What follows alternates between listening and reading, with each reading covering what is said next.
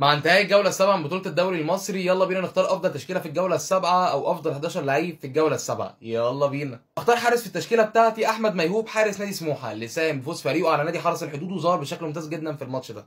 على اليمين هاخد محمد الشيبي اللي حدث ولا حرج، يعني بص ده ما فيش كلام ولا في تعليق عليه. الشيبي ما شاء الله أفضل باك رايت في الدوري المصري اللي برضه ظهر بشكل ممتاز جدا مع فريقه امام نادي زد. جنب الشيبي هاخد محمد اسماعيل مدافع نادي الزمالك اللي ظهر برضه بشكل ممتاز جدا جدا جدا في ماتش الاسماعيلي. جنب محمد اسماعيل هاخد اسامه جلال اللي ظهر بشكل ممتاز في ماتش زد، واسامه جلال اللي بدا يرجع لمستواه التدريجي بعد عودته من الاصابه. اما باك ليفت هاخد مروان داوود مدافع نادي انبي اللي ظهر بشكل ممتاز جدا في مباراته امام نادي مودرن.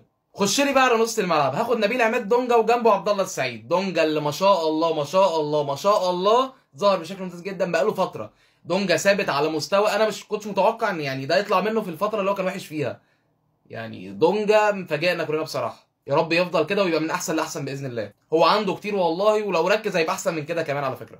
طبعا عبد الله يعني عمي وعمي عيالي ما اقدرش اتكلم ولا اقيم. يعني عبد الله بسم الله ما شاء الله، يعني رايي مش محتاج اقوله في عبد الله، يعني رايي ولا هيزود ولا هينقص من عبد الله. وبالمناسبه عبد الله السعيد هو احسن لاعب في التشكيله بتاعتي من قبل ما اكمل.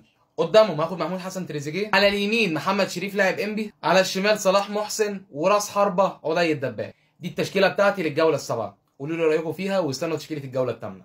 وبس كده، سلام.